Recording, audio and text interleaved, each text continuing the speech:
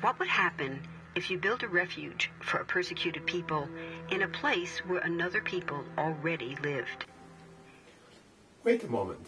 Another people? Sure, people live there. About 500,000 in the entire land when the Jewish people started returning to their homeland. They called themselves Turks, Egyptian, Syrian, and others because there was no country of Palestine, nor had there ever been. And the Jews came in legally, buying land and turning swamplands and sand dunes into villages. First, there are a couple of things it's helpful to understand. One, many Jews fled harsh persecution in anti-Semitic Europe, especially the Nazi Holocaust. Zionists encouraged massive immigration to historic Palestine, at that time a British colony. If Jews had been able to flee the Holocaust during World War II, many more Jews would be alive today. In 1939, they were almost completely barred from entering Palestine because of the riots instigated by Palestinian Arab leader Hayy Amin al-Husseini. Many Arabs, including Husseini, cooperated closely with the Nazis during World War II. Husseini planned to build a death camp for Jews living in Palestine, where Jews had an age-old connection and where small Jewish communities had long existed among larger groups of indigenous peoples. Indigenous but when the UN peoples? offered the Jewish immigrants the majority of the land. Majority of the land? Let's clarify some misconceptions here. Jewish homeland, Palestine, is one of the several lands in the Middle East. Originally, all of Palestine was to be returned to the Jews as per the 1917 British Balfour Declaration confirmed by the League of Nations. In 1923, under Arab pressure, 77% of the land was split off and given to the Arabs. All Jews were expelled. Jews were to content themselves with the remaining 23% of the land.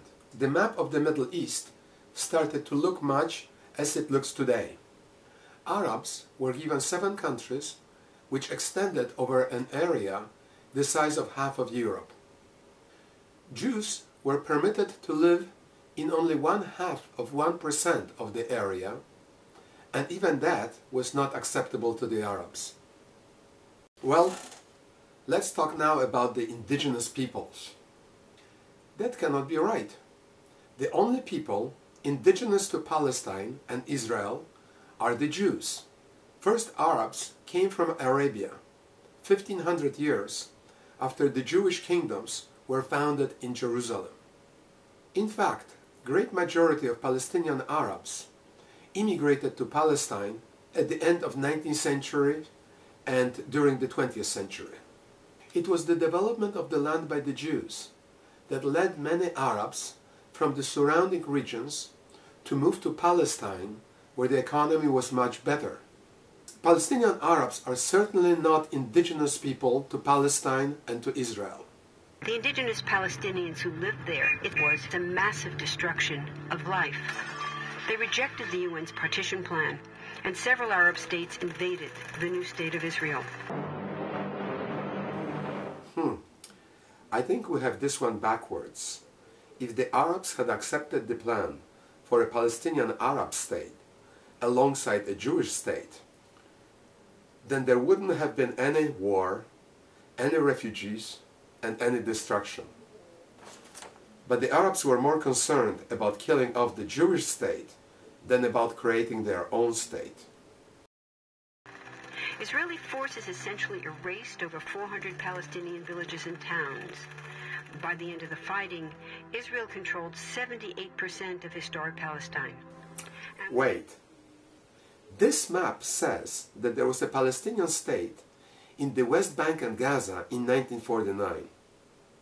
But we all know that Egypt occupied Gaza and Jordan occupied the West Bank. There never was a Palestinian state. Why is Jewish Voice for Peace trying to fool people into thinking that there was once a Palestinian state that was later conquered by Israel? Were expelled during fighting, tried to return to their homes where the new state now stood, they were permanently barred by the Israeli government.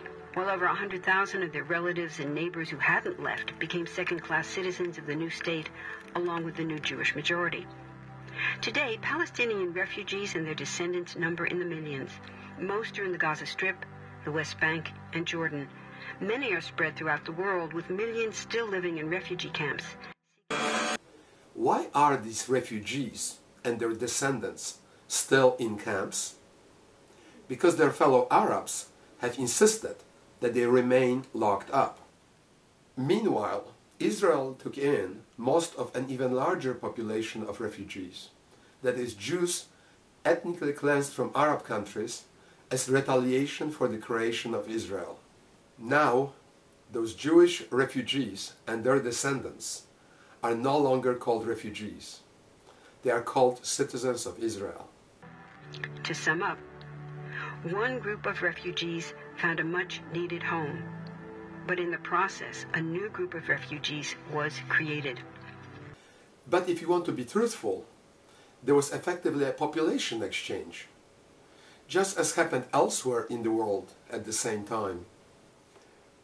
When India and Pakistan were created, 20 million people became refugees, and none of them are kept in camps now.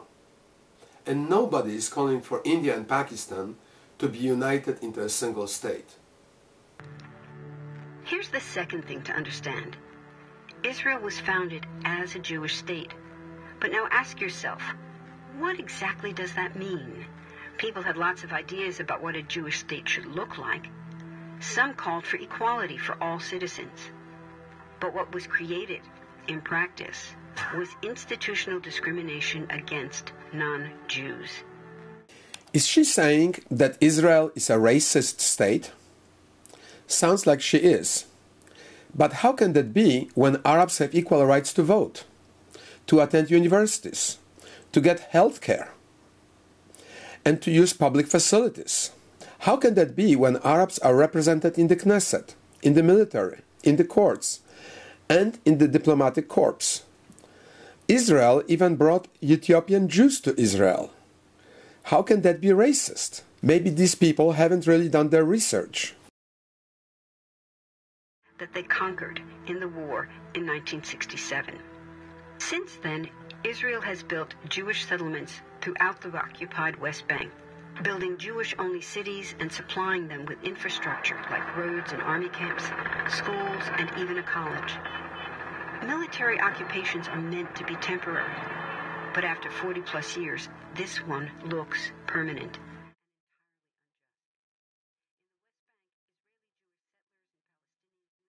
The same land, but must live under two completely separate and unequal systems of Israeli law. The Jewish settlers dominate the natural resources, including water and agricultural land.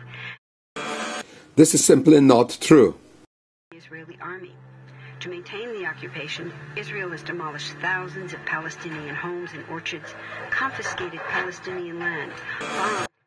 This is another lie.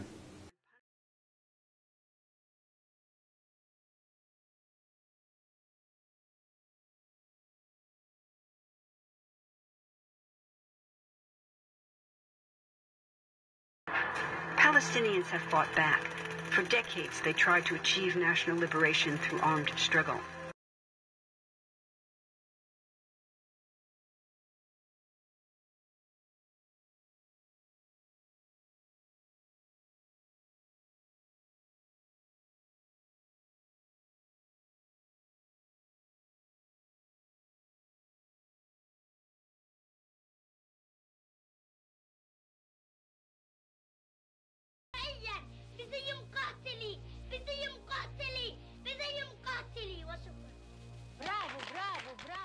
But the majority now support popular protest instead.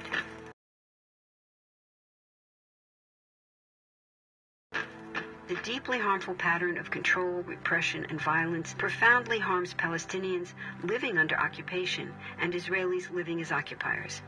Sounds like she is saying that all the Palestinian violence and terror attacks are because of the occupation. But why is it that those that launch rockets and send suicide bombers insist that they want all of Israel for themselves? This must be broken to reach a peaceful and secure future for both peoples. Now that you understand the problem, what about the solution? What about peace talks? So far, over 2 decades of U.S.-backed peace talks have actually made things worse by helping Israel continue the occupation. I remember that President Clinton backed a plan in 2000 that would have created a Palestinian state. But Yasser Arafat decided to start a terror war instead. Was that America's fault? Was that Israel's fault? Or did Arafat just not want to make peace? And then, didn't Israel offer that again in 2008?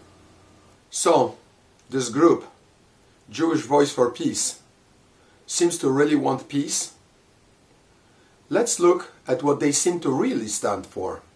Boycotts against Israel, divestment from Israel, and actually supporting violent hatred against Israel. They never even spoke up against the anti-Semitism at this rally that they sponsored. They were so quiet when hundreds of Hamas rockets were falling on Israel, but as soon as Israel started eliminating those rockets, they were so outraged. It's a cute cartoon, but these don't sound like people that support peace between a Jewish state and its Arab neighbors.